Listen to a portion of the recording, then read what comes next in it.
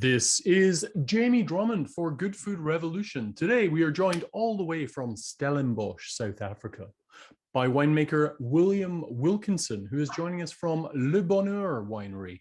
We're going to be tasting through a number of their wines today. But first, William, tell us how you ended up at Le Bonheur. Thanks, Jamie. Thanks for the opportunity.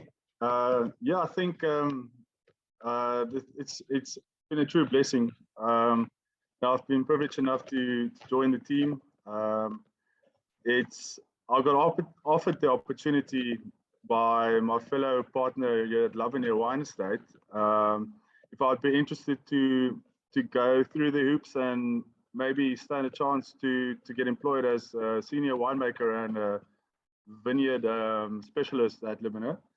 I was a winemaker in the Walker Bay region for about 15 years, and I thought to myself, it'll be fantastic to join Stellenbosch terroir, and especially with a great team like Advini, I thought it'd be amazing venture for me. I was 35 at that time, and I thought to myself, it's quite a good career move to take it heads on and move on, yeah, to Le Bonheur.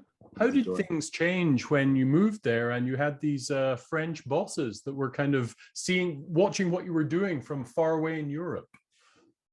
Yeah, it's pretty daunting, I must admit. You know, I just thought to myself, let's just do the best I possibly can. It's a big wine estate.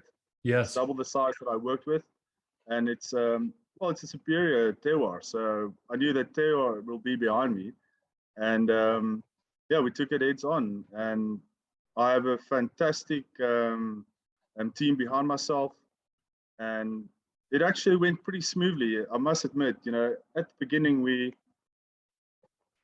working at Le Bonheur, it's super exciting. We've got such a broad spectrum of terroir, so many different pockets on the estate and besides that, we've got an amazing cellar with a lot of tank space. So we were able to take all the batches out of the 30 blocks that we have there on the farm, ferment it separately, age it separately, and then do our blends after the aging. So we use this as I would say, a stepping stone into remapping the estate. And we have a competition in South Africa. It's called the Young Wine Show, and we just took a chance by sending in our best tanks, and it did very well. So we kind of had a great idea of what we can do and what the state is possible or capable of. And I think you know, it was noticed, and people saw that the state is actually in not such a bad condition as what we thought. It just needed a little bit of TLC and maybe just a little bit of a twist into a new direction, I'd say. So yeah, no, it's been good. Le Bonheur have a very good reputation for producing incredibly high quality wines and precision wines, but at a very affordable price point across the range, actually. What do you put that down to? How have you managed to hone that in? And because it's quite a sizable estate you have now, and quite large production, right? Yeah, we've got about 70 hectare under vineyards at the moment, but most of these vines are fairly low yielding. We're sitting at about 7 tons per hectare. Right. And I think we are lucky to produce elegant fruit-driven wines that are very appealing to the public. So if we put well-priced wines in the market with great quality, we are able to turn wines quicker and therefore have a sustainable business. And what kind of terroirs are you playing with there? Because your elevation is all over the place. You're from 250 to 450 meters above sea level, right? Yeah, it's really a fantastic terroir. The estate's approximately 170 hectares large, of which we have 70 under vines, and a lot of large variation of soil type. But the main soil type is decomposed granite on the higher slopes of the estate, and then we have duplex soils on the lower side of the estate. That would be Table Mountain sandstone, clay beds at the bottom. So yeah, it's absolutely fantastic soil that we have in the farm. The other great attribute to our success would be the old vineyards that we have. We have actually the oldest Sauvignon Blanc in Stellenbosch, vineyard-wise, planted in 77.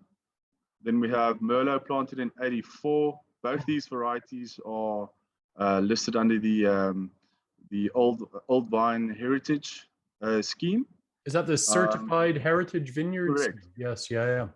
Correct. And then we've got Chardonnays, the oldest vines planted in 85. We've got Cabs planted since 92. So having great soil, Yes. having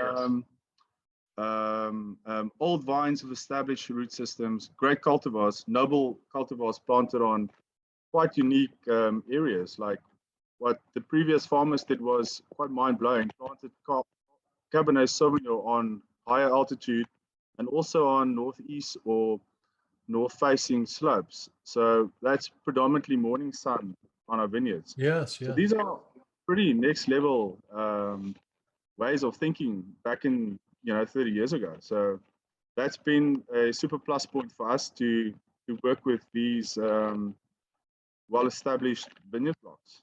Now we also have a lot of on the farm, so water is life. So we also blessed with that. So we were speaking of old vines, but the estate itself goes back to the 1700s, does it not? Yeah, correct. So to take it back all the way, to start at the beginning, the farm was, I think the first owner, they were the Villiers brothers. They were French Huguenots that arrived with the French Huguenots. And then Le Bonheur was a government grant by the first governor of South Africa, Simon van der Stel. And the Villiers brothers farmed for about 4 generations on the estate. And we don't really have a lot of history about Le Bonheur in the early or late 1700s, early 1800s. But more modern era would be 1950 when a German gentleman bought the farm. And I think vinification started then already. But the part that excites us would be the more 70 era when Michael Woodhead purchased the farm. And he was a tropical soil scientist, studied at Harvard. And he was a fanatic about soil, obviously. So his theory was, look, the vine is a creeper.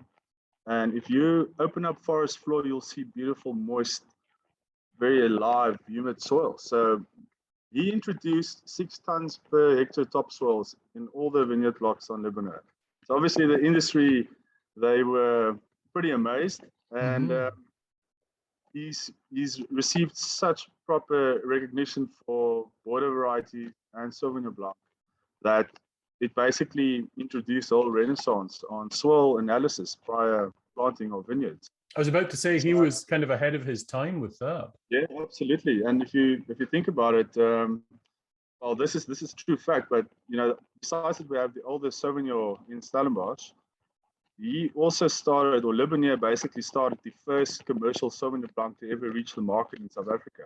Oh wow! And yeah, that was also in a Blanc Fumé style. In our terms, we slightly fermented in barrel. And to commemorate the heritage of the state, we've reintroduced a Blanc Fumé style. So we again work with Sauvignon and a little bit of oak. Nice. How many varieties do you work with today? Yeah, so we've got 5 border varieties. It would be Cab Sauvignon, Cab Franc, Merlot, Petit Verdot, and then Sauvignon. And then on the Burgundy side, we've got 15 hectares of Chardonnay also on this side. Just to get back to, so basically, after Woodhead then farmed the estate was then purchased over by the Stel. And they built an amazing cellar on the estate. It's the cellar that we're currently using, but it's very well engineered. It's 4 stories high, and it's partly gravity-fed aligned. So we are able to make pretty elegant wines with what we have in the establishment as well. And that's when Advini then purchased the farm in 2016. So. You mentioned the varieties that you play with there. I've read in the past that you were very passionate about Pinotage. Do you have any Pinotage at Le Bonheur? Yeah, so we are strictly Cape Border, and I've got used to the fact, and I appreciate this. I've really fell in love with the border varieties. We do have Petit Verdot, and that starts with a P, so I assume that's as close as I'll get to Pinotage. Well, you also have the Saint-Saul there, right? Yeah, well, look, the Senso, I'll tell you about that. Yeah, so look, the best Senso are produced in the Swartland region. They carry the heritage. It's been farmed there since 1850. It's probably, I did some research about Senso, and Senso was actually the most largest planted variety in South Africa. We're talking about 6 times more than any other variety. And this kind of took it down in the early 90s when people became more interested in noble varieties. And it took quite a big dip all the way down to about 2% of the total volume of vineyards planted in South Africa. So most of the vines are, on the Swartland side. Terroir-wise, it forms part of the coastal region. It's only about 50 kilometers away from Cape Town. But the air is dry and it is warm. So most of these Senso vineyards are bush vines. They are weathered, hardy. They go through drought with no problem. The soils are pretty loose, so they've got well-established root systems. Therefore, they gave nice concentrated fruit, and it makes no sense not to purchase any Senso from the Swartland. And I mean, these days, it's become quite a niche market now, and there's some really good Sensos out there in the market. Elegant wines, sell at a premium, quality wines that can stand tall, probably against some of the Pinot Noirs down here in the Cape. That's probably why they call Senso on that side the Pinot Noir of the Swartland. So yeah, it's an exciting variety. Really do appreciate it. So we're still currently in the midst of this damn pandemic. How did that impact, well, first your harvest, your harvest last year, and what's going on right now? Where is South Africa at today?